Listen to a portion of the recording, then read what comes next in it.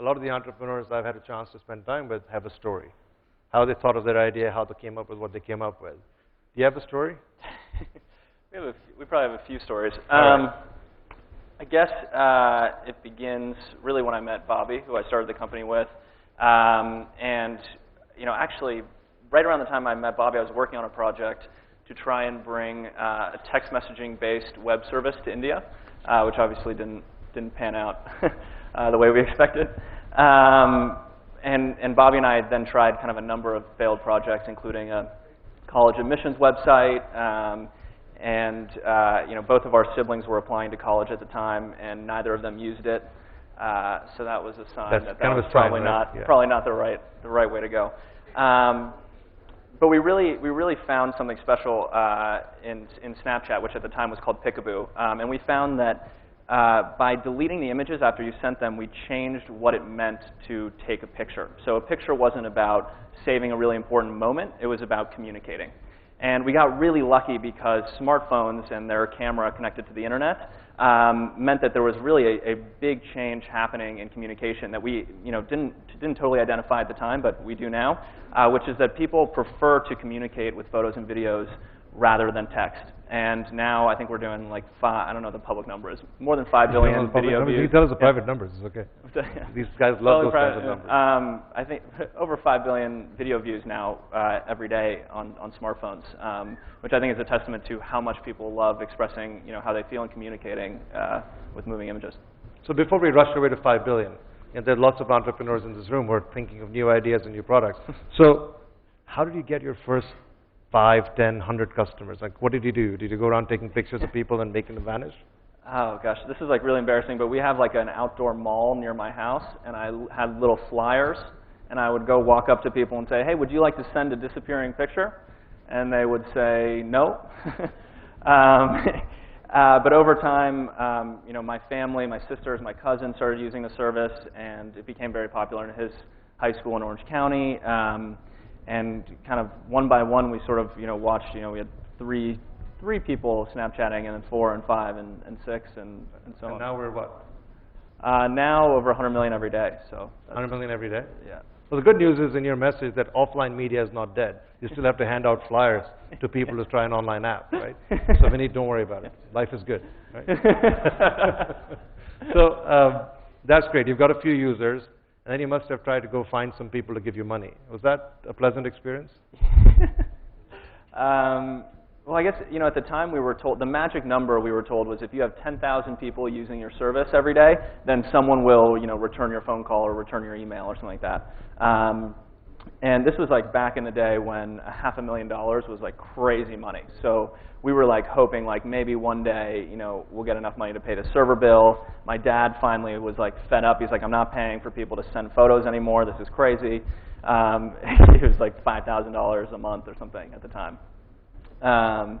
And I guess very, very fortunately and randomly, an investor in Silicon Valley sent me a message on, I guess, Facebook at the time. This is embarrassing, but on Facebook at the time. It didn't vanish, it stayed. Yes, and it stayed, fortunately. And he had his profile picture with President Obama, so I figured, must be like trustworthy enough,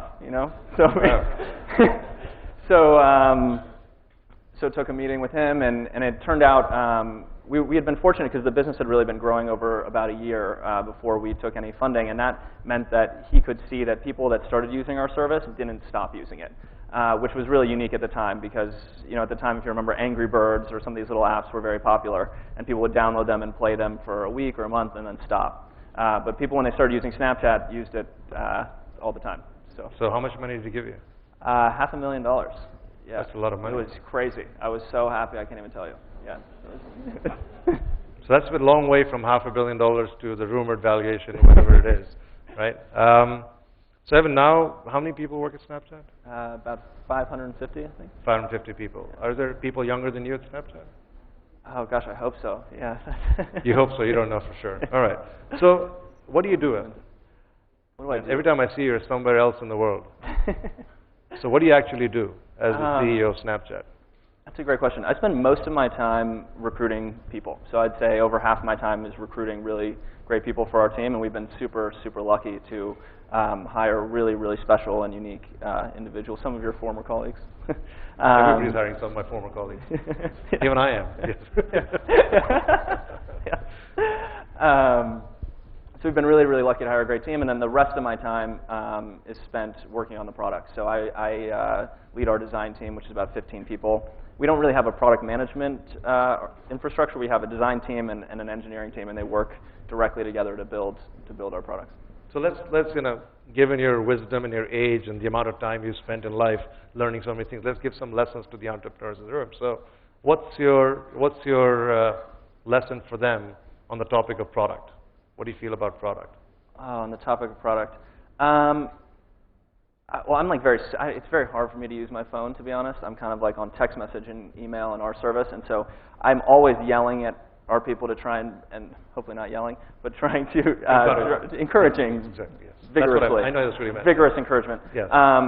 To make the service just more and more simple. So every time we add a new feature, we try to take a button away. And that sort of has spawned a lot of our inventions. Like we have one camera button on our service, and you can tap it to take a photo. But if you want to take a video, you just press and hold.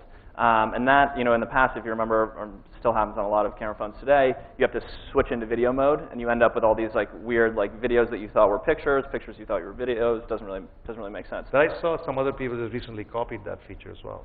That's probably a good thing, I guess. So what happens? Like, you come up with something, somebody else copies it. What do? Do you run faster on this treadmill? How does it work? Yeah, then we try to do it again. Yeah, and again. And then, that's good. Yeah. So what's as you may have heard, you've been in India for what, 3 or 4 days? Yeah. You said to me something, and we were chatting earlier, that something struck you in terms of what you saw as you were driving around. There are a lot of startup billboards, which figures that offline media is not bad. Yeah, exactly. It's great. You handed out flyers. People have big billboards. Yeah. Do you have any wisdom on marketing to our entrepreneurs in the room? Oh man. I think one of the things that we've really paid attention to in the startup ecosystem in the United States has been that customer acquisition costs have really increased online. So especially app install advertising has become increasingly expensive. And that's really, really hard for a new business to invest in because they just simply don't know how valuable their customer is. And so they could be spending $5 to acquire a customer that may be worth 25 cents over time. I think that's something, as I've talked to some entrepreneurs here, that I think will be important to keep an eye on. I mean, globally, that's been a big thing we're paying attention to. So I know it's hard to argue with success, but if you could go back and do certain things differently, is there anything you would do differently? Yeah, and I apologize if you've heard me talk about this before, but I'm obsessed with this idea of no standard terms. So when we were first getting started and took financing, our lawyers would take us through the documents and they'd say, "Oh, don't worry about it. It's all standard." And at the time, I'm like, "Oh, sure, standard. That's great. No issues. Standard. No problem." And I've since learned that standard means either the person who's walking you through the documents doesn't understand them, or you could be getting taken advantage of. So when someone says something standard, just ask why, and why, and why, and why, until you really understand, intricately, I think, how the deal's structured. And so I think the big thing that we took away from that is, standard terms is a huge red flag, and beyond that, just don't be afraid to just continue asking why. So if you look at most of the founders in the past, they've always had something where they've been a little on the deep end. And like Elon Musk talks about AI a lot and talks about going to Mars. Larry Page, who I spent a lot of time with, has other things he talks about. What's your peculiarity? I just got a new. You have none. Yeah, I just got a new dog. This is probably also embarrassing, but I arrange flowers on the weekend. That's my therapy. Just stay in touch with your softer side, so you're not yelling anymore. And I'm also a helicopter pilot, so I try to balance. Can you actually fly a helicopter? Yeah. That's pretty cool. So before we leave the stage, one thing which, as you heard me talk about, is this frenzy around valuation, and you've been publicly quoted as talking about frothiness in the valuation market in the U.S. and the private markets, which I guess probably now applies to India as well. Do you want to share your view on the valuation topic generally in terms of the equity markets and what's going on? And there's a follow-up question. You know where that's going. Oh boy.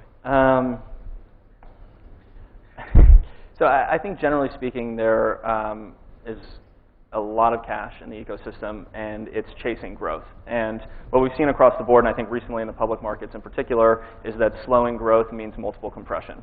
And I don't think that that's something that private companies have had to deal with yet. And it's been really great, as mobile's been growing and businesses have been growing at the same time. You have some really, really strong tailwinds that have been able to attract, a tremendous amount of financing based on kind of future expectations, which is sort of what all investment is based on. So I think it remains to be seen, but obviously, there will continue to be a demand for high growth businesses. In that context, do you think you're fairly valued at the current moment?